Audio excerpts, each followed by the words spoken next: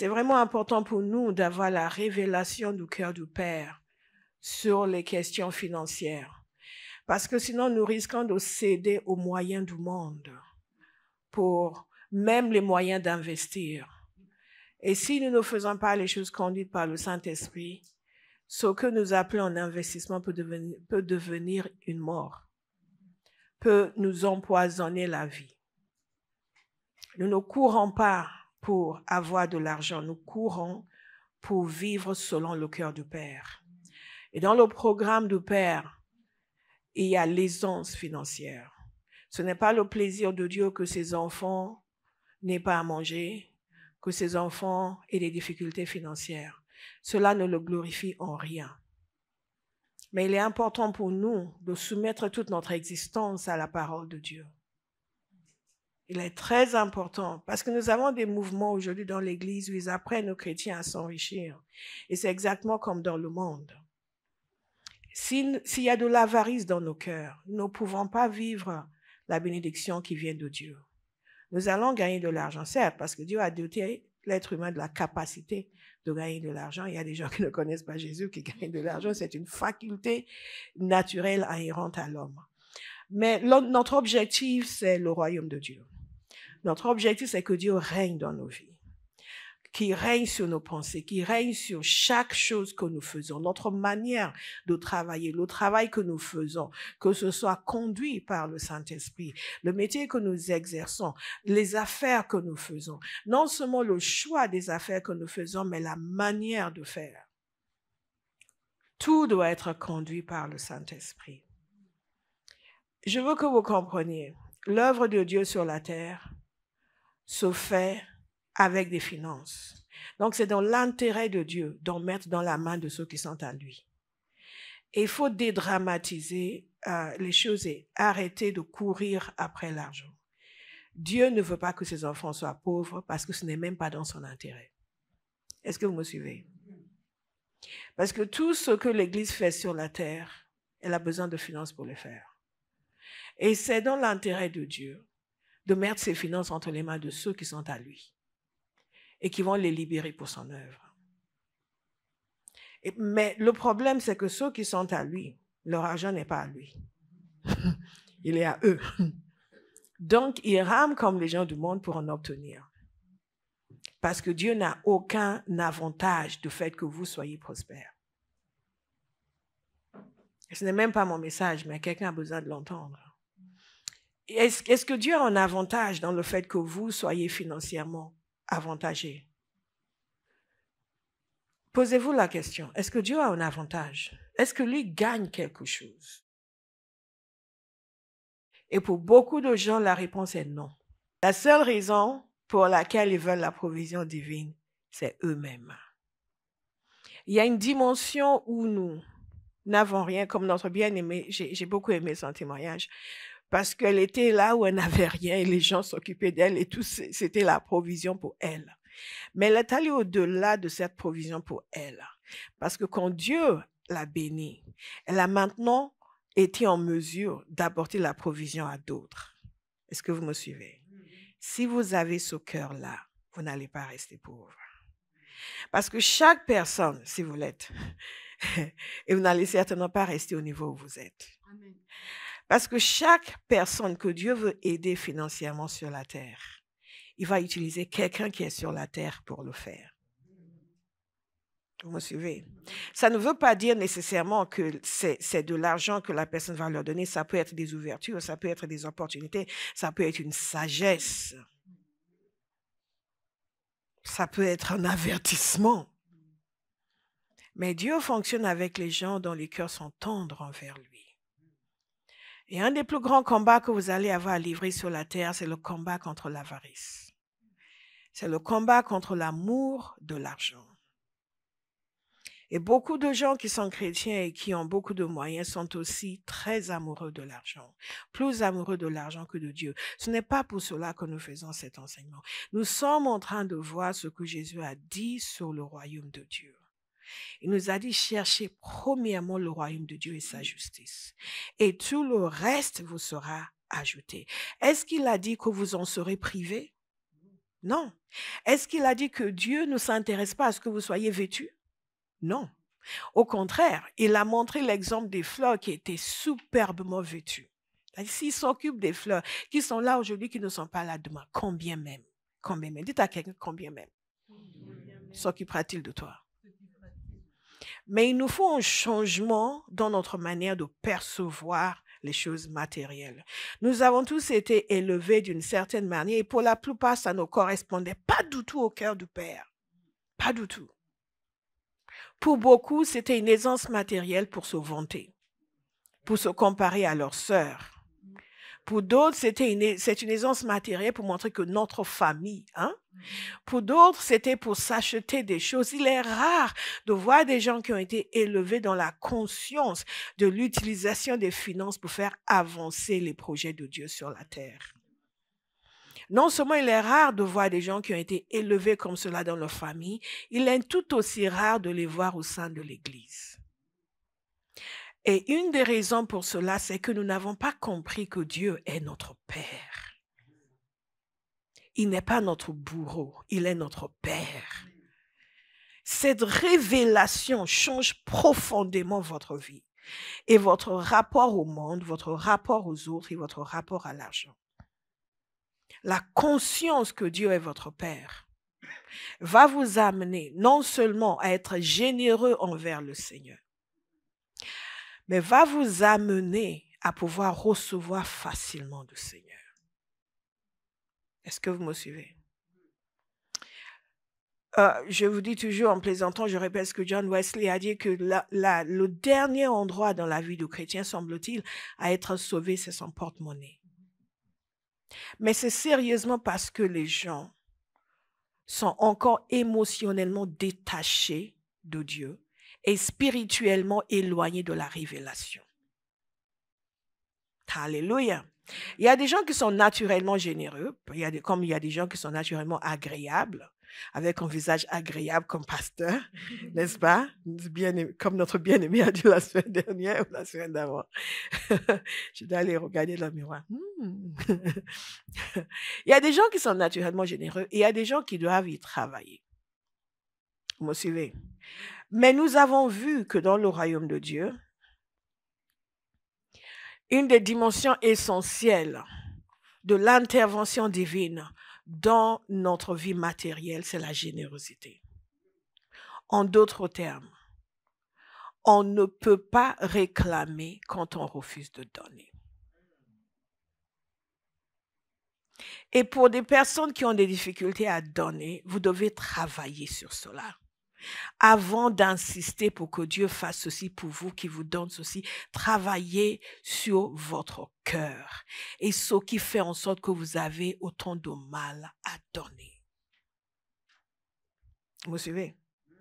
Ok, nous allons revenir sur Matthieu 6. Je vais vous lire rapidement. Je vous fais un résumé rapide aussi de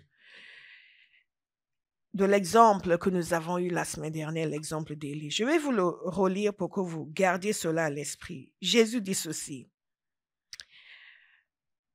Matthieu 6, 24. Personne ne peut servir 2 maîtres, car ou il détestera le premier et aimera le second, ou il s'attachera au premier et méprisera le second.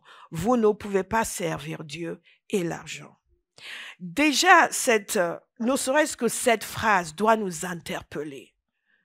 Et nous devons la prendre comme une mise en garde et comme une information capitale. Que la vie d'un être humain est déterminée par le maître qu'il sert. Et qu'il y a 2 maîtres possibles, ou Dieu ou l'argent. Et que dans les questions financières, il est important de comprendre qui est réellement votre maître. Nous pouvons tous louer Dieu, chanter, lever les mains, mais en réalité, nous devons nous demander qui est notre maître. Notez cela, 2e question que vous devez vous poser. Sérieusement, quand vous êtes seul avec le Saint-Esprit, qui est réellement votre maître? Est-ce que c'est Dieu ou est-ce que c'est l'argent? Maman, la divinité de l'argent. Ne prenez pas ces choses à la légère. N'écrivez pas pour mettre dans votre tiroir. Faites réellement ce que je vous dis. Parce qu'il y a tellement de choses que Dieu veut faire dans la vie de ses enfants et qui ne peuvent pas recevoir parce qu'il y a un autre Dieu qui règne dans leur cœur. Et parce qu'il y a un autre Dieu qui règne dans leur cœur, quand Dieu leur donne des instructions qui doivent les amener à une autre dimension dans leur vie matérielle, ils ne suivent pas. Parce que l'autre Dieu leur dit, tu ne peux pas faire ça. Tu ne peux pas faire ça. Tu ne peux pas faire ça. Et ils vont se soumettre à maman plutôt qu'à Dieu. Est-ce que vous me suivez? C'est vraiment important pour le Seigneur de voir ses enfants manifester sa bonté dans leur vie matérielle. Mais c'est encore plus important pour le Seigneur de voir ses enfants manifester les vertus du royaume, la sainteté, la bonté, la bienveillance, l'amour, l'humilité, la miséricorde, ressembler à Dieu plutôt qu'au monde. Ça, c'est encore plus important pour lui que votre vie matérielle. Et c'est ce que Jésus nous dit dans ce passage. On va continuer. Notez-le, s'il vous plaît. Il ne dit pas que ce soit l'un, soit l'autre, mais il dit qu'il y a des priorités. OK. Donc, Jésus nous dit, c'est pourquoi je vous dis, ne vous inquiétez pas de ce que vous mangerez pour vivre, ni de ce dont vous habillerez votre corps. La vie n'est-elle pas plus que la nourriture et le corps plus que le vêtement? Ensuite, il parle des oiseaux du ciel. Je vais continuer parce que j'ai encore un autre passage à vous expliquer. Au verset 30, si Dieu habille ainsi l'herbe des champs qui existe aujourd'hui et qui demain sera jetée au feu, ne le ferait-il pas bien plus volontiers pour vous, gens de peu de foi? Jésus donc nous fait comprendre ici que c'est dans la logique de Dieu de pouvoir pour ses enfants. Est-ce que nous pouvons le dire ensemble? C'est dans la logique de Dieu de pouvoir pour ses enfants. Et non seulement il le dit, mais il dit que nous devons en être convaincus. Et si vous avez besoin de vous asseoir avec Matthieu 6 pendant 1 mois, 2 mois, pour l'assimiler et en être convaincu, faites-le s'il vous plaît. Et donc il nous dit ceci, voilà, c'est comme ça que Dieu fonctionne. Et vous devez le croire. C'est pour cela qu'il dit gens de peu de foi. En d'autres termes, si ce n'est pas votre approche, vous manquez de foi. Nous n'allons pas manquer de foi. Nous n'allons pas manquer de foi. Vous voyez, je vous communique la révélation et vous parlez comme quelqu'un qu'on vient de fouetter. Non, pas manquer de... Amen, amen. Si je vous dis, Dieu va pouvoir pour vous, yeah! Tout le monde commence à crier. Oh, cette déclaration ne va rien amener dans votre vie si vous n'avez pas la compréhension. Donc, vos amens doivent être plus fortes quand on vous communique la compréhension, la révélation. Alléluia.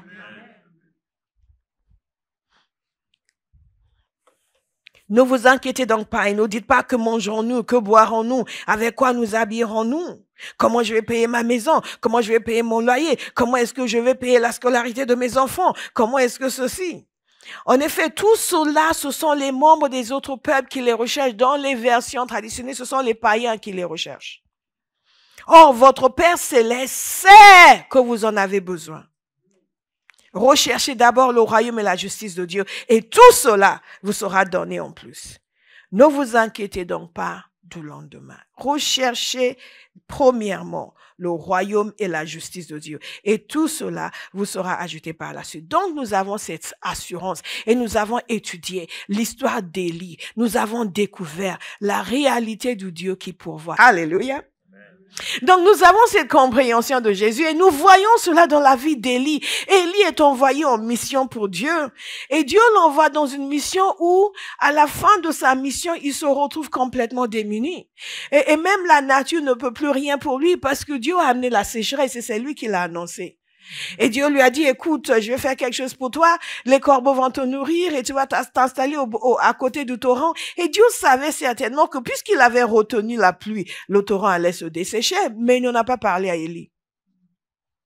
Élie certainement n'a pas dû y penser, parce qu'il est allé tranquillement et docilement, où il s'est dit, bon, Dieu va faire quelque chose d'autre. Et Dieu a effectivement fait quelque chose, parce que des corbeaux venaient le nourrir. Vous êtes encore là? Des corbeaux venaient nous ruiner. Nous avons dit donc qu'il y a une provision de Dieu qui ne dépend pas de notre imagination. Ce n'est pas quelque chose que nous pouvons concevoir. Que des situations inattendues, les gens inattendus. C'est comme ça dans son fonctionnement. Quand nous commençons à essayer de tout calculer, nous passons à côté. Donc, il va s'installer là, et tout d'un coup, le torrent se dessèche, et il n'y a plus d'eau, et Dieu lui donne d'autres instructions. Il lui dit, maintenant, tu vas aller dans tel endroit, il y a une femme, une veuve, qui va te nourrir. Je lui ai parlé, je lui ai dit de te nourrir. Élie, il voit effectivement la veuve, sauf qu'ils ne sont pas du tout sur la même longueur d'onde, parce que quand tu lui demandes de l'eau, elle lui apporte de l'eau. Quand tu lui demandes la nourriture, elle dit non. Elle dit non, je peux pas. Non seulement elle dit je ne peux pas, elle ne dit même pas on n'a pas assez. Elle dit la situation est catastrophique parce qu'elle lui dit non, tu vois, tout ce qui me reste, c'est pas grand chose, je vais cuisiner tout ça et mon enfant et moi on va manger et après on va mourir. En d'autres termes, après ça, c'est la mort. On n'a plus rien. Et on n'a pas d'espoir pour avoir autre chose. Et pourtant Dieu lui a dit, je lui ai dit de te nourrir. Nous voyons souvent des situations comme cela dans nos vies où nous pensons que Dieu nous a envoyé quelque part, il nous a dit quelque chose, il nous a conduit et tout d'un coup plus rien. Mais Dieu a toujours une instruction. Il nous donne toujours une instruction. Et il a donné à Élie une instruction parce que Élie ne s'est pas révolté pour dire, mais tu m'as envoyé ici. En plus, cette veuve, elle est malheureuse, elle est pauvre, c'est moi qui devrais lui apporter à manger, tu lui dis de me nourrir. Elle n'a rien. Ah, je repars d'où je viens. Comme beaucoup d'entre nous, et beaucoup d'entre nous, nous sommes passés à côté des opportunités que Dieu nous donnait, des portes qu'il ouvrait pour nous, des connexions qu'il nous donnait, parce que les choses semblaient être l'opposé de ce que Dieu nous avait dit ou ce que nous attendions de Dieu. Et au lieu de rester humble dans la fidélité, il a dit, Seigneur, montre-moi, dirige-moi, où est-ce que je me suis trompé? Qu'est-ce que je devais faire que je n'ai pas fait? Qu'est-ce que je suis censé faire? Qu'est-ce que je suis censé dire? Comment est-ce que je sors de cette situation? Ah, mais oui, moi je pensais, le Seigneur m'avait dit, et les gens ont toutes sortes de réactions et pensent qu'ils savent mieux que l'Éternel. Le résultat, c'est que leur situation non seulement se perpétue, mais leurs situations sont pires. Sûr et certain, si elle était partie, sans la miséricorde de Dieu, elle serait décédée. Mais il a eu la sagesse du Saint-Esprit, il a pu dire à la femme, non, fais ça, ça et ça. Et elle a dû se rendre compte, mais Dieu m'avait dit de le nourrir, en fait. Donc, je vais faire ce qu'il me dit. Et le résultat, c'est que la provision de Dieu était abondante. Et pour elle et son enfant, pour toute sa famille, paraît-il, et pour Élie également. Dieu a toujours une solution, il a toujours une instruction. Alléluia. Et nous avons donc vu que la générosité de cette femme a contribué à ce que la provision de Dieu se manifeste dans sa vie. Je trouve toujours intéressant que quand Dieu veut nous faire quelque chose, quand Dieu veut nous donner quelque chose, il nous demande d'abord de donner quelque chose. Et quand Dieu nous demande de donner quelque chose, il ne nous demande jamais de donner parce qu'il veut nous prendre, il nous demande de donner parce qu'il veut nous donner. C'est dans l'économie de Dieu. C'est lui qui est l'Éternel. C'est comme ça qu'il a créé le monde. L'agriculteur qui veut avoir une moisson doit d'abord planter quelque chose. Il peut rester là à prier, à demander quelque chose. Rien ne va pousser. Il peut être un grand homme de foi. Rien ne va pousser s'il ne met pas quelque chose en terre. Et quand nous voyons l'économie de Dieu, c'est son fonctionnement. Son fonctionnement, c'est de toujours inciter son peuple à la générosité. Et c'est à partir de cette générosité qu'il multiplie en retour. Je vous ai parlé de ce petit garçon qui était venu avec ses poissons et ses pains, qui n'étaient absolument pas suffisants pour nourrir tout ce monde, mais il a quand même accepté de le donner à Jésus. Est-ce que vous avez pensé à ce petit garçon et ce que ça lui a coûté de donner tout son repas à Jésus? Mais puisqu'il leur restait combien de paniers par la suite, c'est sûr qu'il n'est pas retourné à la maison avec juste ce qu'il a amené. Et qu'est-ce qui nous amène à avoir la générosité? Je vous ai dit, par exemple, que cette veuve, elle pouvait être généreuse. Je suis persuadée qu'elle a pris conscience du fait que Dieu lui avait parlé. La peur l'avait empêchée au début. À cause de la peur et du fait qu'elle voyait sa situation naturelle, elle a dû penser, mais je ne peux pas. Et même quand le prophète lui a dit, parce qu'elle savait qu'il était un prophète, il a dit, l'Éternel est ton Dieu. Vous suivez? Même quand le prophète lui a dit, la peur l'a quand même empêché de dire, oui, je vais le faire. Mais quand il a répété, il a donné ses instructions, elle a compris. Et elle a obéi. Et à cause de sa générosité, sa maison a été remplie. Un principe fondamental dans le royaume de Dieu. Nous sommes des créatures qui bénéficions en continu de la générosité de Dieu. Tout ce que nous avons eu ici comme témoignages sont des témoignages de la générosité de Dieu, sa bienveillance. Et ce que Dieu nous dit également, c'est de faire preuve de générosité envers lui. Quand nous regardons est-ce que j'ai Proverbe 3, verset 9. Proverbe 3, verset 9. Et nous avons parlé de la foi.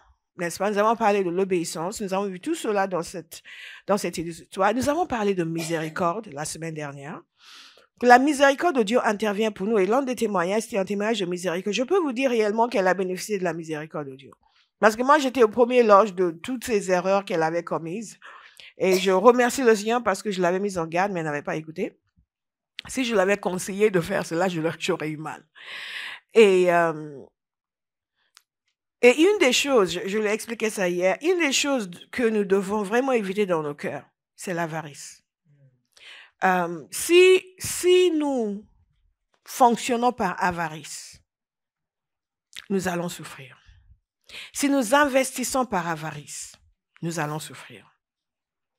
Est-ce que vous me suivez? À chaque fois que vous voulez faire un investissement nouveau, posez-vous la question, est-ce que votre cœur est net? Est-ce que votre cœur est pur? Est-ce que vous faites cet investissement conduit par le Saint-Esprit? Ou c'est juste le désir de posséder plus, ou de posséder plus qu'un tel? Alléluia. Et dès lors où vous avez la direction, la clarté dans votre cœur que ça vient du Seigneur, allez-y et allez-y à fond. Amen. Gloire à Dieu. Donc la parole de Dieu nous dit ceci. Nous parlons de générosité, donc, comme le 4e point, qui nous permet de vivre pleinement la provision de Dieu. Et nous avons parlé longuement de la générosité de cette femme. La générosité de cette femme nous fait penser aussi à une autre veuve. Je suis toujours épatée par le fait que Dieu est capable de demander à quelqu'un de donner tout ce qui lui reste. Mais c'est Dieu qui doit vous dire ça, pas quelqu'un d'autre. Je vais le répéter. C'est Dieu qui doit vous dire ça, pas quelqu'un d'autre. Amen. Amen. Parce que cette femme, c'est Dieu qui lui avait parlé. Quelqu'un ne peut pas venir vous dire de donner tout ce que vous avez si Dieu ne vous a pas dit. D'où la nécessité de savoir entendre la voix de Dieu. En réalité, je vais vous dire, quelqu'un ne peut même pas vous dire de donner la moitié de ce que vous avez. Ou même quoi que ce soit que vous avez, que Dieu ne vous a pas dit. Donc, sachez entendre la voix de Dieu pour que vous aussi vous ne passez pas à côté de ce que Dieu veut que vous donniez parce que vous ne savez pas entendre sa voix. Et un des problèmes que nous avons dans l'Église aujourd'hui, c'est que les gens ne savent plus entendre la voix de Dieu. Donc, n'importe qui peut prophétiser de l'argent hors de leur poche. Oui, mais le prophète a dit, et Dieu a dit. Demandez à quelqu'un, et Dieu a dit. Parce que si vous n'entendez que le prophète et que vous n'entendez pas le Seigneur, ça n'engage que vous. Je vous le dis, ça n'engage que vous. Dieu n'est même pas responsable de vous prospérer. Mais Seigneur, je donne. Le prophète a dit que je vais. Dieu a dit, est-ce que j'ai dit? Demandez à quelqu'un, est-ce que Dieu a dit? Est-ce que Dieu a dit? Parce qu'aujourd'hui, nous avons clairement dans la parole de Dieu ce que Dieu nous dit de donner. Et beaucoup de gens ne respectent pas ce que Dieu nous dit de donner, mais ils cherchent un prophète pour leur dire ce qu'ils doivent donner. Alléluia. Il y a beaucoup de gens sur le web aujourd'hui qui disent aux gens de ne pas respecter ce qui est clairement indiqué dans la parole de Dieu, mais de leur envoyer de l'argent à eux. Si vous voulez vivre sur le règne de Dieu dans vos finances, respectez la parole de Dieu. Respectez la parole de Dieu et pas la parole d'un serviteur de Dieu qui ne respecte pas la parole de Dieu. Parce que toute cette question de finances est entre vous et le Seigneur. C'est entre vous et le Seigneur. Et vous n'avez le droit de demander à Dieu que ce que Dieu vous... de demander une moisson que pour une semence que Dieu vous a dit de faire. Alléluia. Donc ça vous met une grande responsabilité de savoir ce que dit la parole de Dieu et de le faire. Beaucoup de gens sont dans un des camps, soit le camp de ceux qui ne doivent pas donner, mais ils doivent leur donner à eux, mais ils ne doivent pas donner, et donc, ah non, on est dans la nouvelle alliance, on n'a plus à donner. Ou ceux qui sont là, ils ne doivent pas donner, là ils sont censés donner, mais ils doivent donner à eux. Et je vais dire aussi, entre parenthèses, pour tous les gens qui ont un pasteur sur WhatsApp, ou en groupe de prière sur WhatsApp et vous envoyez de l'argent, surtout les gens qui sont en Afrique, nos frères bien-aimés en Afrique, les serviteurs de Dieu qui sont en Afrique, qui ont toujours un groupe WhatsApp pour les gens qui, curieusement, habitent en France. Pas en Côte d'Ivoire. Ils n'ont pas de groupe WhatsApp pour les gens qui sont en Côte d'Ivoire. Ils n'ont pas de groupe WhatsApp pour les gens qui sont au Congo. Ils ont un groupe WhatsApp pour les gens qui sont à Paris. Et ils en reçoivent des révélations pour les gens qui sont à Paris, qui doivent leur envoyer de l'argent en Côte d'Ivoire. Ça, c'est de l'escroquerie. Et les gens qui sont dans ces groupes WhatsApp, qui sont à Paris, qui ne sont pas dans une église à Paris, qui ne servent pas le Seigneur, mais qui sont dans un groupe WhatsApp et envoient de l'argent aux serviteurs de Dieu en Côte d'Ivoire, au Congo, où qu'ils soient, vous êtes des paresseux. Et vous faites plumer et vous le méritez. Vous le méritez. Oh, silence total. Parce qu'il y a des gens parmi vous qui êtes sur WhatsApp et vous envoyez parce que c'est devenu un business. Mais regardez bien ce qui est indiqué dans la parole de Dieu et respectez la parole de Dieu. Et laissez la parole de Dieu vous convaincre. Parce que la générosité est indispensable dans ce royaume. Si vous ne donnez pas, vous êtes hors la loi. Mais vous n'êtes pas censé donner à tout le monde. Et de n'importe quelle manière. Ce n'est pas quelqu'un qui va prophétiser pour dire que vous devez donner ceci. Il peut confirmer quelque chose que Dieu vous a dit. Peut-être que vous êtes pringue et vous ne voulez pas obéir. Mais soyons sérieux, s'il vous plaît, parce que Dieu veut réellement donner des ressources à son peuple pour accomplir sa volonté sur la terre. Mais pas pour remplir les poches d'un faux prophète. Il dit ceci, honore l'Éternel en lui donnant une part de tes biens et en lui offrant les prémices de tous tes revenus. Alors tes greniers regorgeront de nourriture et tes cuves déborderont de vin. Jésus a dit, votre Père sait que vous en avez besoin. Et quand vous cherchez le royaume, toutes ces choses vous seront ajoutées. Comment est-ce qu'on cherche le royaume? En se donnant à fond pour le Seigneur. En se donnant à fond pour son service. Et on se donne soi-même, on donne ses talents, on donne ses énergies. On donne ses finances au Seigneur. Donc, dans la parole de Dieu, honorer Dieu, c'est apporter quelque chose au Seigneur. On l'honore de cette manière-là. On lui montre la valeur que nous accordons à tout ce qu'il a fait pour nous. Est-ce que vous me suivez? C'est vraiment capital. Vous n'honorez pas Dieu uniquement en chantant. Vous n'honorez pas Dieu uniquement en tapant des mains. Même si vous dansez mieux que quiconque. Vous dansez mieux que Béa. Olive se moque toujours d'elle quand elle fait ces petites danses. Et même, ça ne suffit pas. Si vous n'honorez pas le Seigneur avec vos biens, vous ne l'avez pas honoré. Soyons clairs. Et je vous ai dit, j'ai beaucoup de facilité à parler de cela. Parce qu'il n'y a personne d'entre vous qui peut dire, pasteur m'a déjà demandé quelque chose. Jamais. Ou insinuer que je devais lui faire une offrande pour que quelque chose marche dans ma vie. Jamais. Absolument jamais. Jamais. Mais je peux vous dire clairement ce que dit la parole de Dieu parce que c'est fondamental pour vous. Nous sommes dans une génération aujourd'hui où les hommes sont devenus ou complètement rebelles vis-à-vis de la parole ou tellement enfermés dans la méchanceté qu'ils sont capables de tout.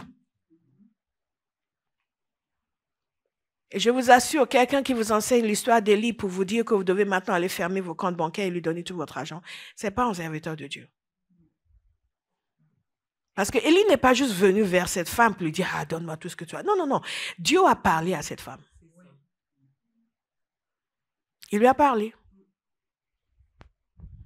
Et Élie n'a pas prié, il n'est pas parti, il est resté là. Et si elle n'avait pas eu à manger, il aurait dit, il aurait rendu son diplôme de prophète. Donc, la parole de Dieu nous dit ceci. Honore l'Éternel en lui donnant une part de tes biens. J'ai pris la version de ce bain parce que c'est plus facile pour nous de comprendre. En lui donnant une part de tes biens et en lui offrant les prémices de tous tes revenus.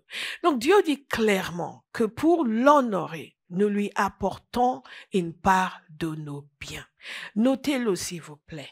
Est-ce que vous pouvez dire que compte tenu de ce standard, vous honorez le Seigneur? Et vous savez, je veux vraiment que nous comprenions que Dieu n'est pas un mendiant. Et que quand il nous dit de l'honorer avec nos biens, il veut dire vraiment nos biens, pas notre superflu.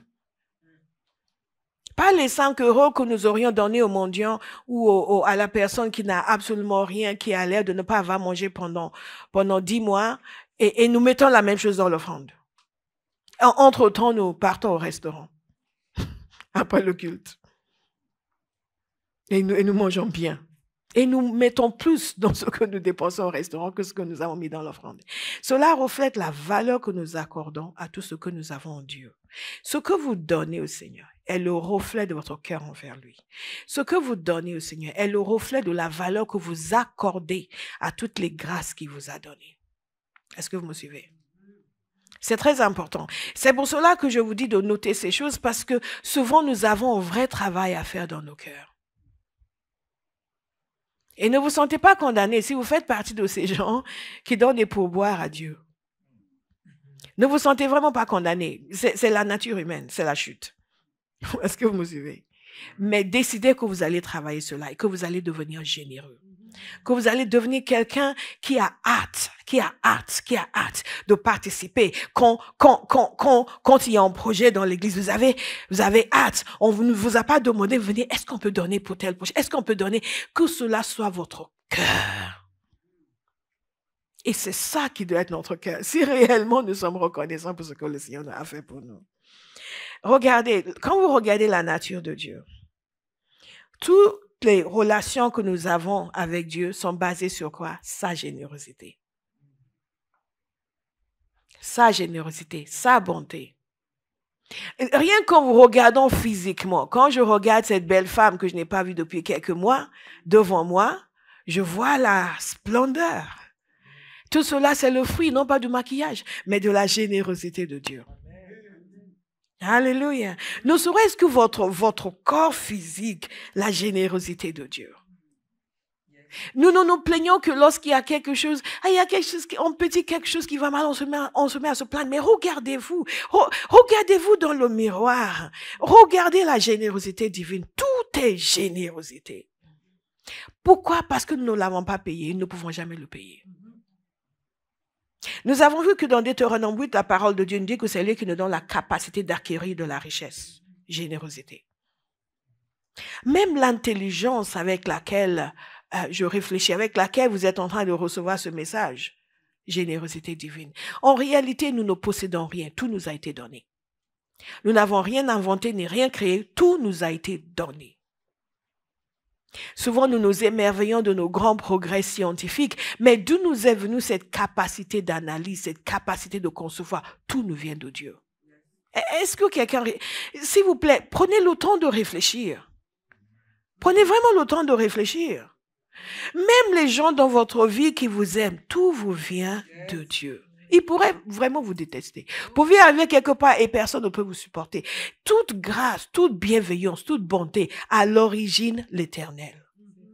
Mais les gens qui ne réfléchissent pas profondément ont toujours l'impression que tout est grâce à eux. Il y a une jeune femme, moi jeune maintenant, elle a mon âge. Enfin, jeune. Alléluia. Mais elle m'avait dit il y a quelques années, elle se vantait d'elle-même. Elle me disait oui, parce qu'elle était rétrograde. Donc elle dit oui, mais regarde, tout ce que j'ai, c'est pas Dieu, hein. C'est pas Dieu, hein. J'ai investi, j'ai ça maintenant, c'est pas Dieu, hein. Et je la regarde, je dis, mais elle ne comprend rien. Même la capacité de réfléchir à l'investissement, ça vient d'où? Elle pourrait être dans un asile psychiatrique aujourd'hui, il y a des gens qui y sont, hein. Elle pourrait même pas être en mesure de compter de 1 jusqu'à 10. Il y a des gens sur cette terre qui ne peuvent même pas compter. Donc, elle fait de grands investissements, elle s'enrichit, elle dit, c'est pas Dieu, hein. Si nous réfléchissons profondément, nous allons comprendre que peu importe ce que la parole de Dieu nous dit que nous devons lui apporter, il le mérite et plus encore. Alléluia. Donc, il nous dit de l'honorer. Donc, nous honorons le Seigneur en lui apportant une part de nos biens. Et quand on parle de donner à Dieu, d'être généreux envers le Seigneur, il y a différents types de générosité. Il y a, est-ce que vous savez que parfois, lorsque vous donnez à quelqu'un d'autre, Dieu considère que c'est à lui que vous donnez? Est-ce que vous le savez? Donc, n'hésitez pas tellement quand Dieu vous dit de donner à quelqu'un. Ne pensez pas, oui, mais elle m'avait pas souri là. C'est pas grave. Ce n'est pas à lui que vous donnez, c'est à Dieu que vous donnez. Parce que c'est lui qui vous l'a demandé. Et à chaque acte de générosité correspond une bienveillance de Dieu, une bénédiction de Dieu. Parce que Dieu n'est débiteur de personne. Il y a toujours un retour. Mais nous ne le faisons pas pour le retour, nous le faisons pour l'honorer. Il y a quelqu'un qui va l'honorer. Moi, je vais l'honorer. Je vais l'honorer. La parole de Dieu nous dit très clairement que ça, c'est le passage que les chrétiens veulent enlever de la Bible. Nous allons le lire aujourd'hui. Malachie chapitre 3, verset 10. Apportez donc vos dîmes dans leur totalité au trésor du temple, pour qu'il y ait des vivres dans ma demeure. Dans notre passage de Proverbes, il nous a dit ceci, d'apporter une part de nos biens, n'est-ce pas? Une part de nos biens au Seigneur. Et on peut se dire, ouais, une part de mes biens, c'est où est-ce que je l'apporte? Dans Malachie 3, nous voyons clairement, nous le voyons avant d'ailleurs, mais on va voir ici.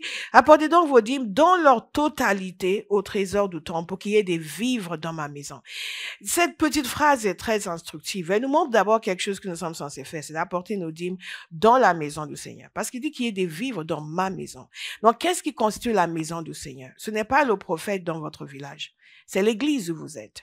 C'est l'endroit où vous êtes, qui est votre maison spirituelle, où vous êtes nourri, où vous êtes béni, où vous êtes encouragé, où on prie pour vous, vos enfants, etc. Ce n'est pas le pasteur sur WhatsApp.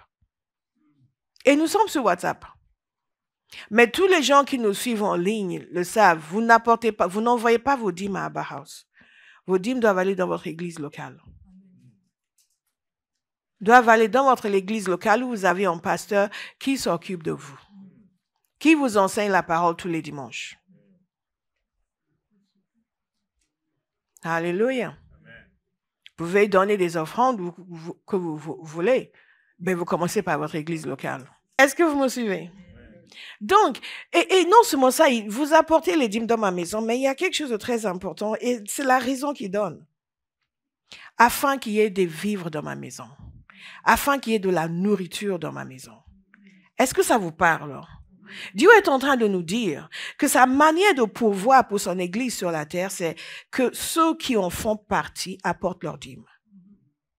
Déjà dans l'Ancien Testament, c'était comme cela. Dieu n'a pas envoyé un mandat du ciel. Il a demandé au peuple d'apporter une partie de leurs revenus pour que sa maison soit pourvue. Vous êtes encore là? Pour que sa maison soit pourvue. Et ça, pour moi, c'est la raison pour laquelle je suis persuadée que nous devons continuer à donner nos dîmes. Au minimum. Au minimum. Pourquoi? Parce qu'il y a toujours besoin d'avoir des vivres dans sa maison. Parce que sa maison, son église sur terre a toujours des besoins financiers, a toujours des dépenses à faire. Et que Dieu ne s'est pas mis sous l'ancienne alliance à envoyer des mandats. Parce que Jésus est venu maintenant.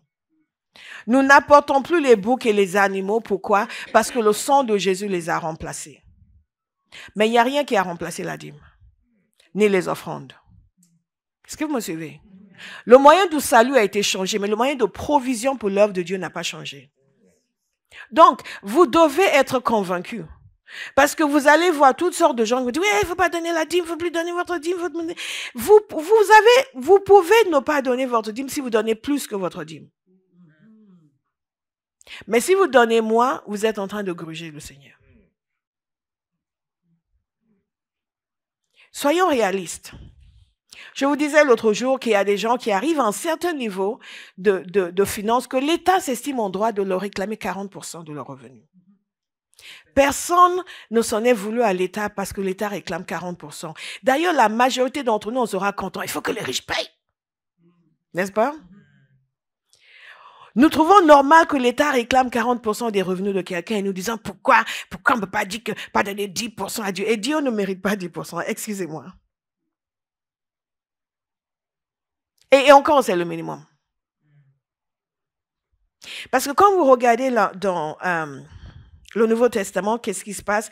La parole de Dieu nous dit que les gens vendaient leurs biens, ils apportaient tout et posaient aux pieds des apôtres. Quand le cœur est engagé pour le Seigneur, on n'est plus là à compter les centimes. Il y a des personnes, même quand elles donnent leur dîme, elles doivent compter aux centimes près. Votre cœur n'est toujours pas engagé.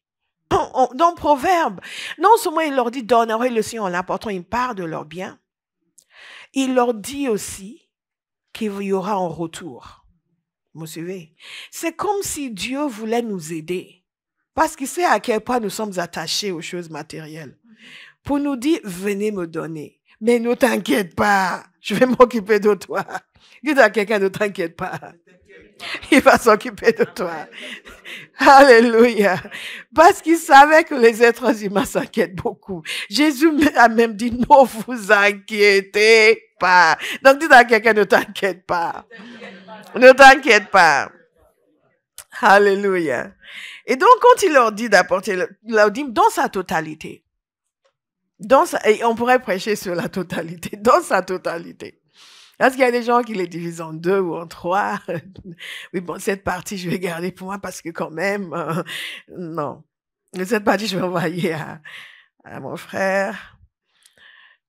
Et Jésus dit, la parole de Dieu nous dit ceci, alors vous verrez bien si de mon côté, en tout terme, il y a ce qui est de votre côté et ce qui est du côté du Seigneur. Dans la provision divine, il y a toujours la part humaine et la part céleste. À chaque fois, il faut se demander, est-ce que j'ai fait ma part? Et ne pensez jamais que Dieu ne veut pas. Dieu veut toujours. La question est de savoir, est-ce que j'ai fait ma part? Et d'ici, de mon côté, je n'ouvre pas pour vous les écluses des cieux et ne vous comble pas avec surabondance de ma bénédiction. La parole de Dieu nous montre également, Jésus a dit, vous, gens de peu de foi, n'est-ce pas? En d'autres termes, votre foi a un rôle à jouer dans le fait que vous pouvez faire confiance à Dieu et que vous receviez de Dieu. Cette femme, cette veuve devait faire preuve de foi en allant utiliser le peu qui lui restait pour préparer pour le prophète. Vous me suivez? Elle devait faire preuve de foi. Souvent, les gens, quand ils donnent leur dîme, ils sont toujours en train d'attendre. Mais je n'ai rien vu, hein? Mais Dieu n'a pas fait. Non, non, non. La question est de savoir si vous le croyez. Si vous le croyez, vous le verrez. Et si vous le croyez et vous ne le voyez pas encore, pour vous, c'est toujours pas encore, mais je le verrai. Mais si vous ne le croyez pas parce que vous ne le verrez pas, vous ne le verrez jamais. Alléluia. Et d'ailleurs, en servant le Seigneur, il y a un point où on arrive, où on dit que je vois, que je ne vois pas. L'intérêt de Dieu est mon intérêt. Donc, j'investis dans ce qui est cher au cœur du Père. Ce qu'il m'a donné, je mets à sa disposition. Tout ceci n'est pas juste une question de loi. Ce n'est même pas une question de loi, c'est une question de cœur. Et c'est une question d'amour. Et j'ai su quand j'ai commencé vraiment à m'engager pour le Seigneur, parce que moi, je suis quelqu'un qui devait comprendre. Et donc, je ne suis pas comme les gens qui ont appris qu'il fallait qu'ils donnent leur dîme, mais qui s'y sont mis tout de suite. Moi, je voulais comprendre. But why? Why? Et il fallait que je comprenne le why. Et quand j'ai compris le why, c'est là où je me suis rendu compte que mon opposition n'était pas intellectuelle, mais c'était une question de cœur. Alléluia. Et Dieu a travaillé le cœur. Et j'ai vu ma vie monter à un niveau quand j'ai commencé à être extrêmement généreuse envers l'œuvre de Dieu. Au point où un jour, je pense à ce jeu-là, je dis merci Seigneur. Et un de mes chèques a été retenu, ça n'a pas été encaissé. Parce qu'ils se sont dit, elle s'est trompée de 0. Elle a dû faire une erreur. Et on m'a convoqué pour me dire, tu t'es pas trompé? J'ai dit non, je ne me suis pas trompé. Je prie que chacun de nous puissions honorer le Seigneur au point où on va penser qu'on s'est trompé. Amen. Alléluia. Amen. Moi, le cri de mon cœur, c'est de vivre pleinement tout ce que Dieu a pour moi sur le plan financier afin que, quel que soit le projet qu'il a, il sait qu'il peut compter sur moi de toute façon. Quel que soit le projet qu'il a, il peut me demander. Est-ce que vous me suivez? Nous devons avoir ce cœur pour le Seigneur où nous ne sommes pas en train d'argumenter sur 10% ou 11% ou 10,5% ou 12% ou 12,5% et que mais depuis, c'était 10 à l'époque. En fait, c'était... Est-ce que vous savez que quand vous allez dans le détail de la loi de Moïse, quand on comptabilisait tous les dîmes, ça allait jusqu'à 30-40%. Parce qu'il y avait toutes sortes de dîmes qu'ils devaient apporter. Parce qu'il y avait aussi l'aspect civil, pas uniquement religieux. C'est extraordinaire lorsque nous avons un tel cœur pour le Seigneur que le bien-être de sa maison nous importe, afin qu'il y ait des vivres dans ma maison. Pour moi, ne serait-ce que pour cette raison-là, un enfant de Dieu doit être fidèle avec sa dîme. Ne serait-ce que pour cette raison-là. Parce que c'est dans cette maison de Dieu que votre vie est comblée de grâce sur grâce, de bénédiction sur bénédiction de vos enfants, votre famille, parfois la famille qui est même éloignée. Et on ne peut pas ensuite dire, non, je ne peux pas apporter une part de mes biens. Why? Why? Kamase kate. Ou je vais l'envoyer à un prophète sur WhatsApp. Donc, il y a notre part, il y a la part du Seigneur. Et nous voyons clairement dans la parole de Dieu que Dieu mesure l'état de nos cœurs par l'état de nos offrandes. Et la première fois que nous en entendons parler dans la parole de Dieu de la dîme, c'est Abraham qui a apporté sa dîme. Beaucoup de gens disent, nous ne sommes pas sous la loi. Oui, mais nous sommes des enfants d'Abraham. Et la parole de Dieu nous dit qu'Abraham a donné la dîme de tout à Melchizedek. Et ce Melchizedek est un personnage intéressant parce que lorsque nous allons dans Hébreux chapitre 7, nous constatons qu'il y a une correspondance entre Melchizedek et Jésus. Melchizedek a reçu la dîme ici sur terre, Jésus reçoit au ciel. Si Jésus est notre souverain sacrificateur, nous lui apportons notre dîme comme Abraham a apporté sa dîme à Melchizedek, qui était le souverain sacrificateur. La question est de savoir, notez-le, est-ce que Jésus est votre souverain sacrificateur? Beaucoup de gens vont dire que Jésus n'a pas parlé de la dîme, mais Jésus a validé les gens pour le paiement de la dîme. Il a dit qu'il fallait le faire. Est-ce que vous le savez? Il l'a fait. Et quand nous disons cela, nous oublions le fait que beaucoup des choses que nous considérons comme étant les commandements de Dieu aujourd'hui ne sont pas juste venues parce que Jésus s'est levé pour dire faites ça, ne faites pas ça, faites ça, ne faites pas ça. Il y a beaucoup de choses que nous comprenons comme les commandements de Dieu aujourd'hui qui sont venues parce que Jésus avait une conversation avec quelqu'un.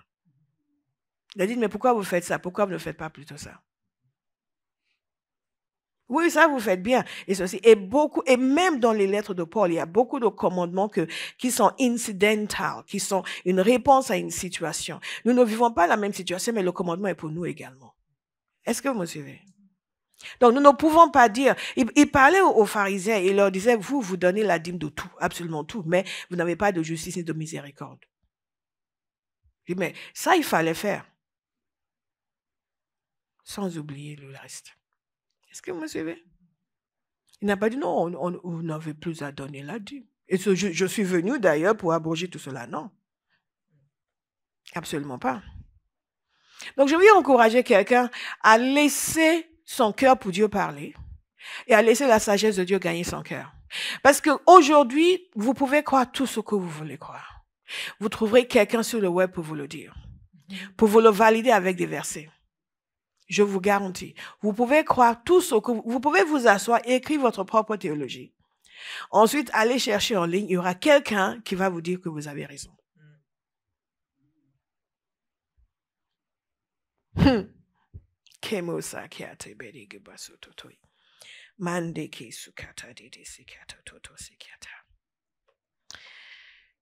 Nous voyons l'exemple de Jacob aussi qui s'était engagé à donner sa dîme. Et Jésus a dit, « Malheur à vous pharisiens » dans Luc 11, 42, je regarde l'heure. « Vous vous acquittez scrupuleusement de la dîme sur toutes les petites herbes comme la menthe et la rue et sur le moindre légume, mais vous négligez la droiture et l'amour de Dieu. Voilà ce qu'il fallait faire sans laisser le reste de côté. » Donc il a dit, c'est clairement, vous êtes censés mettre l'accent sur la justice et la miséricorde. C'est exactement la même chose qu'il nous a dit dans Matthieu 6. De chercher le royaume de Dieu et sa justice. Alléluia. Donc, dans ce que nous faisons, il y a une priorité. Dans ce que nous recevons, il y a une priorité. Amen. Donc, vous ne pouvez pas dire, je donne à l'église, mais je vis comme un païen. Mais j'amène mon chèque. Je suis fidèle avec mon enfant. Quelqu'un me disait une fois, mais les Nigériens, ils sont forts, ils savent donner. Elle disait qu'elle était dans une église nigériane, ici à Paris, Et qu'il y a des gens qui ne venaient pas souvent à l'église, mais qui allaient venir pour apporter leur dîme. Qui allaient venir me dire, ah j'arrive, hein, je viens apporter ma dîme. Ils sont conscients de la nécessité d'apporter leur dîme, mais pas d'être au culte tous les dimanches. Ça, c'est encore un autre extrême. Vous me suivez? Il y a des gens qui sont dans l'extrême, ils sont là, ils chantent, ils dansent, mais leur argent et l'église, non, ça ne se rencontre pas. Et il y a d'autres, ils ne sont pas là, mais ils viennent religieusement pour pouvoir apporter leur dîme, parce qu'ils savent que non, on doit donner la dîme au Seigneur. Non, ni l'un ni l'autre n'est bon. D'abord le royaume de Dieu et sa justice. Nous avançons, nous marchons dans la droiture, dans la miséricorde. Apporter la dîme ne se substitue pas à la sainteté. Donner à la maison de Dieu ne se substitue pas à la droiture. Alléluia. Au cas où il y a des gens comme ça ici. Vous pensez que, ah non, nous on donne notre dîme. Ah, nous on est fidèles, on n'est pas comme certains. Ah non, non, non, non. Mais est-ce que vous marchez dans la justice, dans la droiture, dans la sainteté? God is a good God. God is a good God. Si vous lisez dans Hébreux 7, vous allez voir cette correspondance qui est faite entre Melchizedek et Jésus. Celui qui est semblable au Fils de Dieu. Thank you, Holy Spirit. Et vous allez lire ensuite la suite quand il parle du fait que nous apportons notre dîme à celui qui les reçoit au ciel. Il y a une erreur qui fait en sorte que les gens pensent que ce n'est pas nécessaire pour eux d'être généreux et de donner parce que nous sommes sous l'alliance. C'est parce qu'ils imaginent que la nouvelle alliance, c'est la permissivité. Que la nouvelle alliance, si on peut faire comme on veut, la grâce couvre tout. Ce sont les mêmes qui vont dire, ouais, Dieu a déjà pardonné tous les péchés que je n'ai même pas commis, donc peu importe ce que je fais. Or, la parole de Dieu nous dit qu'il y a certaines catégories de personnes qui vont finir dans les temps de feu et de soufre. Il ne parle pas que des gens qui n'ont jamais confessé Jésus. Donc, est-ce que nous croyons que dès que vous confessez Jésus, quelle que soit votre manière de vivre, vous irez au ciel? Non. Parce que la parole de Dieu nous dit de travailler à notre salut avec crainte et tremblement. Nous persévérons. À ceux qui persévèrent. Quand vous lisez dans Apocalypse, ça c'est pour quelqu'un ici, c'est même pas dans mon message. Quand vous lisez dans Apocalypse, Jésus parle constamment de ceux qui vont persévérer. Donc, dites à quelqu'un, tu dois persévérer. Tu dois persévérer. Alléluia.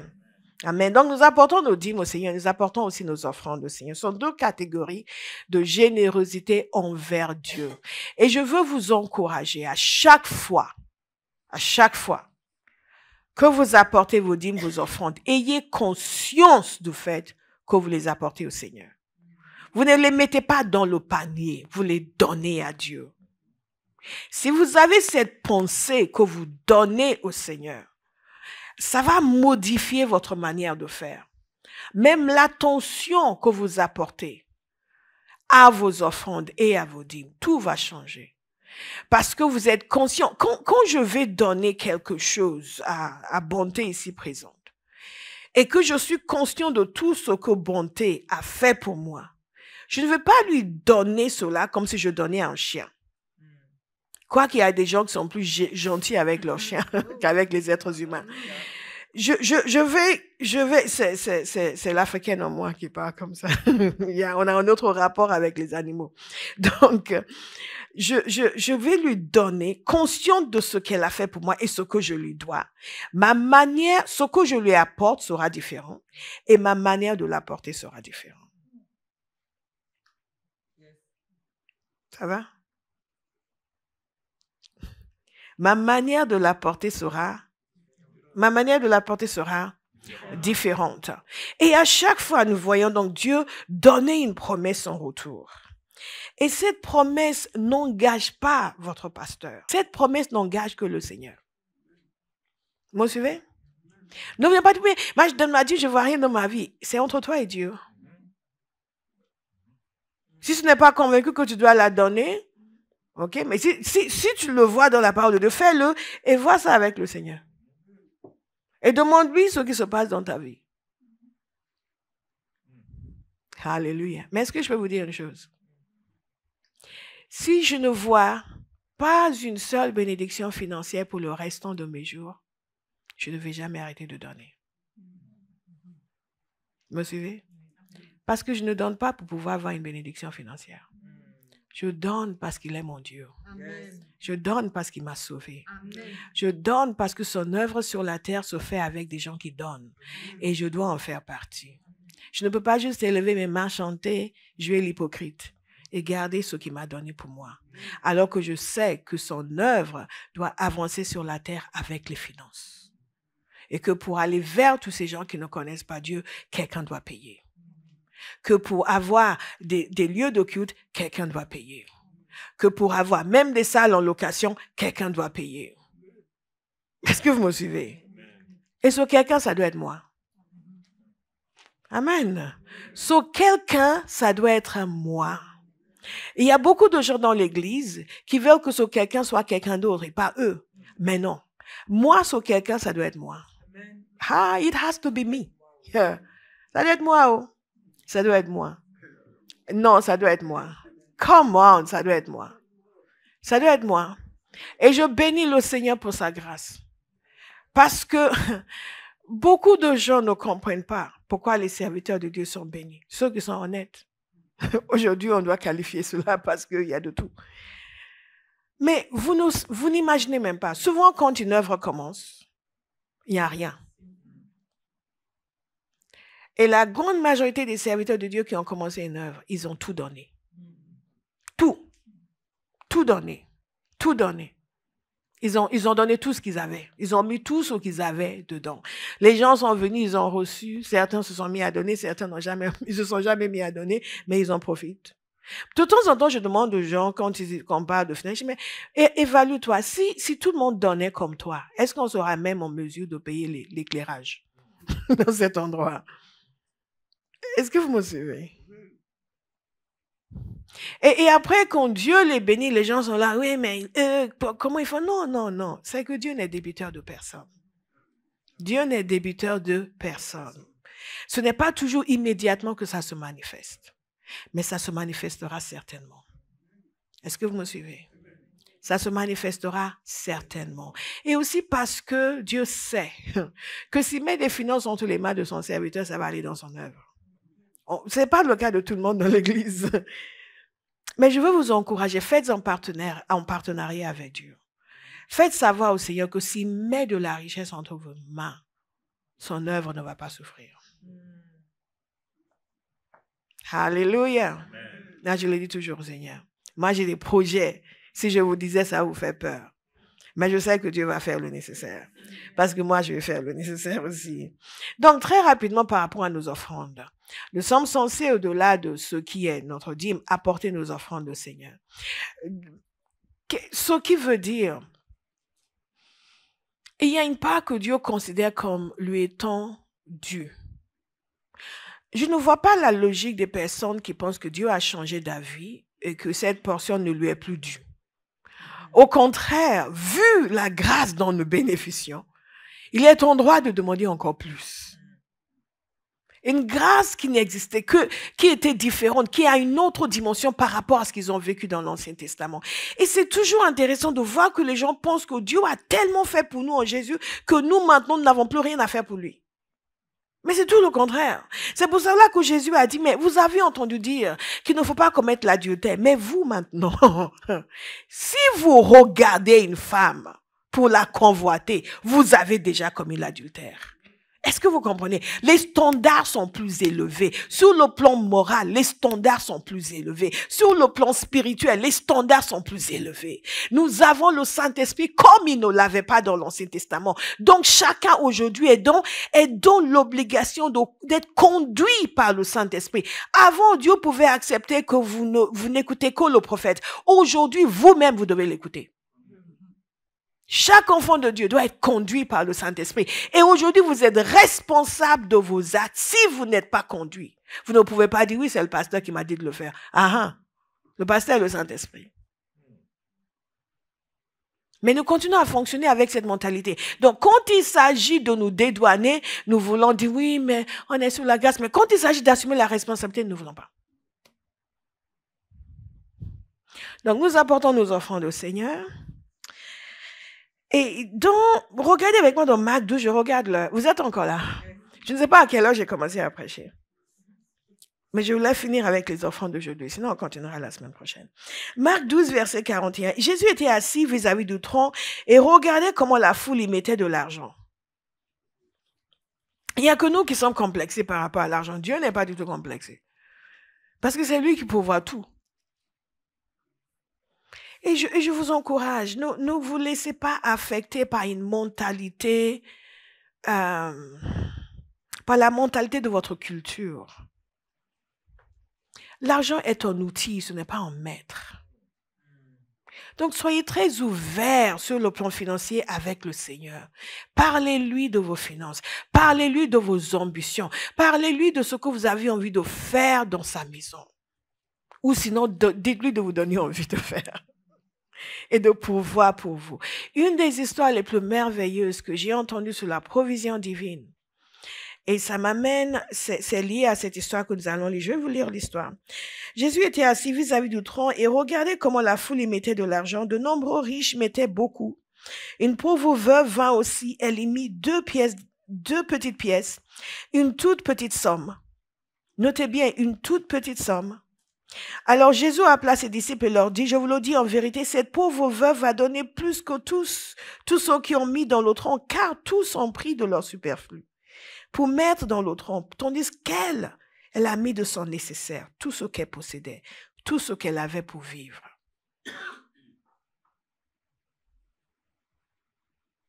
Moi, si j'avais été à la place de Jésus, je l'aurais arrêté.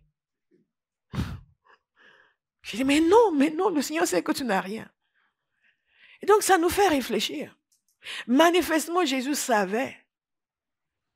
Ou il allait envoyer quelqu'un pour pourvoir pour elle, ou il savait que le Père allait pourvoir pour elle. Mais il savait sûr et certain qu'elle ne perdait rien. Elle ne perdait absolument rien. Et personne ne lui a dit de le faire. Elle l'a fait d'elle-même. Mais regardez ce qui est intéressant dans cela, parce que nous sommes en train de voir cette question d'offrande, de générosité, de donner au Seigneur au-delà de la dîme. Quels sont les principes qui régissent cela? Et il y a une question de proportionnalité. Jésus n'a pas validé les gens qui donnaient beaucoup. Il n'a pas validé en fonction du montant qui était donné. Il a validé en fonction de ce que ça représentait pour la personne qui donnait. Est-ce que vous me suivez? Et c'est ça que nous devons nous demander. Ce que nous donnons, qu'est-ce que ça représente pour nous? Notez-le, s'il vous plaît. Qu'est-ce que ça représente pour nous? Quelqu'un qui a de faibles revenus, qui met 5 € dans le panier, a donné beaucoup plus que quelqu'un qui a un salaire normal et qui met 20 € dans le panier.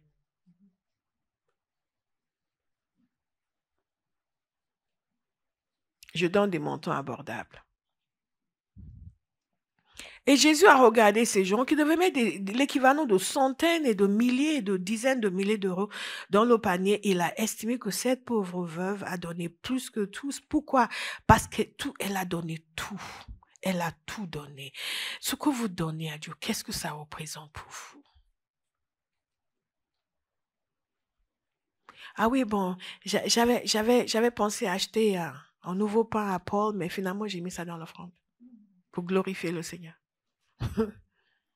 Oui, ils ont ces nouveaux pains qui sont vraiment agréables. Mais bon, je me suis privée de ce pain cette semaine. J'ai mis ça dans l'offrande. Vous vous moquez de qui? C'est quoi les manizakate? Et Jésus a validé son offrande. Je prie que Dieu valide notre offrande. Que Dieu voit ce que ça représente pour nous et que son cœur se réjouisse. Et qu'il voit la valeur que nous lui accordons. Il y a une histoire que je vous ai déjà racontée et mais il y a des gens qui ne l'ont jamais entendue. Je l'ai redit encore à Béa hier, parce que ça me travaille toujours, ça me parle en continu. Dieu est merveilleux. Et cette conscience qu'il est notre Père doit nous habiter. La peur de manquer doit nous quitter. Amen. Cette femme était dans une réunion. Il y avait un serviteur de Dieu venu d'ailleurs qui a prêché dans la réunion. Et au moment de l'offrande, le Seigneur lui a dit de donner un montant qui était très important. Très, très important. Et elle ne l'avait pas.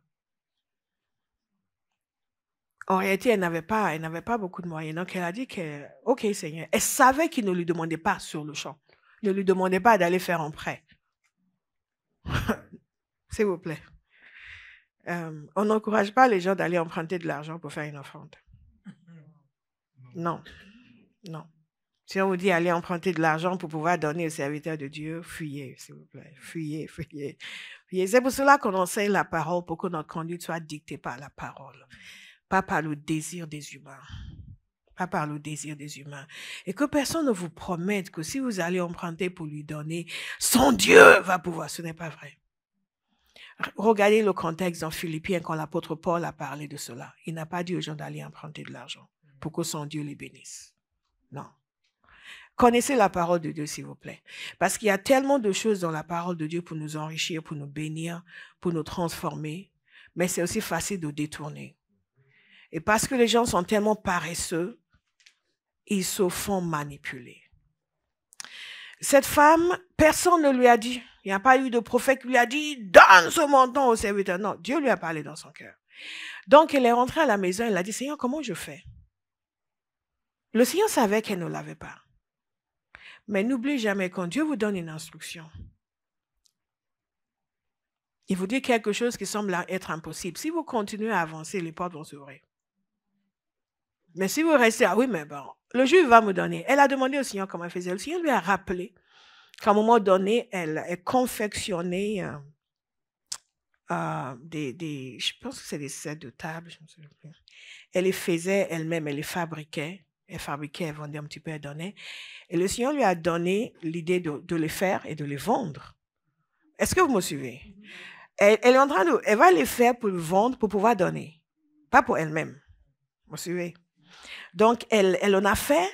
Elle est allée dans un magasin, elle a obtenu un stand et elle était là en train de vendre. Une femme est passée, elle les a regardés, elle les a pris un par un, elle les a examinés de près. Et elle a dit, mais qui est-ce qui fait ça? Et elle lui a expliqué que c'était elle. Cette femme était acheteuse pour un grand magasin. Elle en a commandé 10 000. Elle en a commandé 10 000. Donc, non seulement sur les 10 000, elle a eu de quoi faire son offrande et infiniment plus encore. Mais non seulement, elle n'avait même pas encore fait son offrande. Elle a juste demandé comment elle pouvait faire. Et le Seigneur ne lui a jamais dit de donner ce qu'elle n'avait pas. Il lui a dit le moyen de l'obtenir. Et sur le chemin, il lui a donné un business. Parce qu'après, c'est devenu une entreprise. Et elle a commencé à vendre à des grands magasins. À chaque fois dans nos vies, nous devons demander au Seigneur, quelles sont les instructions? Ne courez pas de réunion en réunion pour qu'on verse de l'huile sur votre tête, pour qu'on vous donne de l'eau bénite. Non. Demandez au Saint-Esprit, quelles sont les instructions? Qu'est-ce que tu veux que je fasse? Et ne vous plaignez pas. Et après, si je donne ma dîme, non, dites, Seigneur, je te remercie parce que je donne ma dîme. Et tu m'as donné une promesse. Donc, je sais que tu as quelque chose pour moi. Quand j'entends les gens rouspéter, oui, dans la dîme, on ne voit rien, dans la dîme, on voit, et tu ne verras jamais rien. Quand on s'engage envers le Seigneur, on fait affaire avec lui dans la confiance, dans l'assurance qu'il est notre Père et pourvoit pour nous. Il n'est pas là pour nous gruger, mais il veille sur les siens. Et ce que nous voyons dans ce passage, c'est Jésus qui nous montre à quel point il est important de donner. Et à quel point il est important de donner avec tout son cœur. Et d'honorer le Seigneur avec nos biens, pas en donnant quelque chose qui n'a aucune valeur pour nous, mais en donnant quelque chose qui a une grande valeur pour nous. Et que Dieu mesure et évalue. Et commente. Et si vous devez un jour compter les offrandes, surtout, n'ayez aucune opinion sur les offrandes des uns et des autres. N'ayez aucune opinion. Vous n'êtes pas autorisé à avoir une opinion parce que vous ne savez pas. quelqu'un peut mettre 5 000 € dans l'offrande, alors que Dieu vient de lui donner 600 000. Il met 5 000, vous pensez que, waouh, il est généreux. La sœur, merci, elle parle de donner, elle parle de donner. Elle n'a mis que 200. Faites attention. Et même si vous connaissez les gens, vous n'êtes pas leur pasteur. Vous n'êtes pas leur pasteur. Mais Jésus, lui, il voyait. Et il savait. Il savait qui était qui. Qui pouvait faire et qui ne pouvait pas faire. Et surtout, quand les gens disent, ah, c'est pas évident pour moi en ce moment, n'écoutez pas. Parce que, malheureusement, il n'y a pas toujours la vérité au fond des cœurs. Jésus a remarqué la qualité de ce qu'elle a apporté. Nous allons parler de la qualité de nos offrandes. Et de la manière dont Dieu regarde et comment il réagit. Dans l'Ancien Testament, à un moment donné, nous avons souvent lu ce passage dans Malachie 1, verset 6. C'était offusqué du fait que les offrandes qui étaient apportées n'étaient pas du genre à l'honorer. Il a dit, un fils honore son père, un serviteur son maître. Si je suis votre père, où donc sont les honneurs qui me sont dus? Si je suis votre maître, où est la crainte qui m'est due? Et les gens commençaient, mais encore on t'a déshonoré, encore ceci. Et Dieu leur répond, quand pour le sacrifice, vous venez présenter un animal aveugle, y a-t-il rien de mal? Et quand vous présentez une bête éclopée ou malade, y a-t-il rien de mal? Offrez-le donc à votre gouverneur. Sera-t-il content de vous? Ou vous fera-t-il bon accueil? Dit l'Éternel, le Seigneur des armées célestes. Ensuite, après avoir agi ainsi, écoutez attentivement, vous venez supplier Dieu d'avoir pitié de vous. Vous fera-t-il bon accueil? Notez bien ce qui est indiqué dans ce passage. Il dit ceci, vous amenez des mauvaises offrandes. Vous déshonorez le Seigneur. Vous lui manquez de respect. Après vos offrandes sans qualité. Et après vous venez le supplier pour qu'il ait pitié de vous. Comme je dis toujours, on est sans gêne. Dieu nous demande quelque chose, on ne le fait pas. Il nous demande de le servir, on ne le fait pas. Il nous demande d'apporter nos 10 000 offrandes, on ne le fait pas. Ou on fait mal. Le minimum syndical. Et ensuite, Seigneur, agis dans ma vie. Oh, fais quelque chose, Dieu. Éternel des armées, Dieu de gloire, Dieu de puissance. Toi, qui détient toute puissance. Tu savais qu'il était puissant. Mais quand tu donnais ton enfant, tu ne l'as pas traité comme le Dieu puissant. C'est ce que dit ce passage. Que ce que nous apportons dans l'offrande peut être un exercice de mépris envers le Seigneur. Ils ont dit, en quoi t'avons-nous méprisé? Il a dit, vous amenez des bêtes malades. Vous amenez des bêtes éclopées. Allez donner ça à votre gouverneur. De temps en temps, j'ai envie de dire aux gens, ce que tu as mis dans l'offrande là, va le donner à ton patron. Tu verras s'il sera content de toi. Posons-nous la question. Est-ce que ce que nous mettons dans l'offrande honore le Seigneur? Est-ce que nous pouvons prendre ça et aller donner à quelqu'un que nous respectons? Compte tenu, bien sûr, de ce que nous avons, pas de ce que nous n'avons pas. Est-ce que la personne se sentira honorée? Est-ce que vous me suivez? Vous êtes silencieux. Abba House. À croire que cette parole vous vise. Les pasteurs, on se sent visés. Vous êtes visés. Vous êtes sérieusement visés. Alléluia.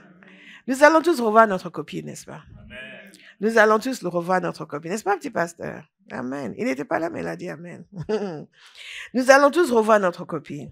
Si ensuite, après avoir agi ainsi, vous venez supplier Dieu d'avoir pitié de vous, vous fera-t-il bon accueil? Et il dit ceci, qui enfin parmi vous se décidera à fermer les portes de mon temple pour que vous n'allumiez plus inutilement le feu sur mon autel? Je n'ai aucun plaisir en vous, dit l'Éternel.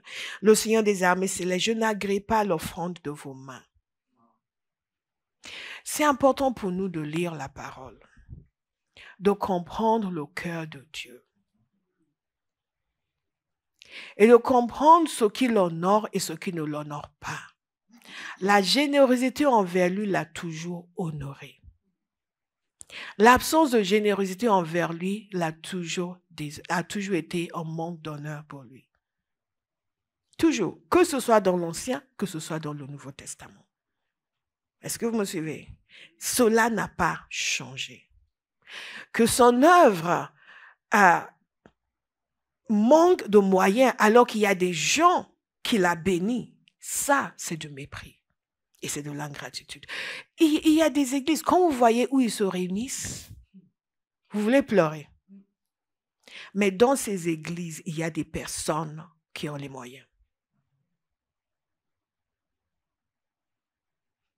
Et les gens sont dans une église, ils vont s'acheter des appartements, ils vont s'acheter des maisons, mais ils n'ont jamais pris leur temps pour chercher un bâtiment pour l'église. Mais eux s'achètent des maisons. Ça, c'est du mépris. C'est du mépris. Je vais vous encourager à prendre toutes ces questions que je vous ai données, à méditer dessus, à répondre à ces questions et à laisser la parole nous pénétrer. Parce que Dieu ne cherche pas les gens qui veulent gruger. Il cherche les gens qui ont le cœur droit et à qui il peut confier des finances. Qui ont le cœur pour sa maison. Qui ont le cœur pour son œuvre. Alléluia. Je ne sais pas s'il y a des gens comme ça ici, mais moi, je vous dis, j'en fais partie. J'en fais partie. J'en fais partie. J'en fais partie. J'en fais partie. Je peux vous dire une chose, Dieu n'a pas besoin de finances au ciel. Il n'en a absolument pas besoin. C'est ici sur terre. Et il sait comment les créer. Mais il cherche à qui il peut les confier. Remercions le Seigneur.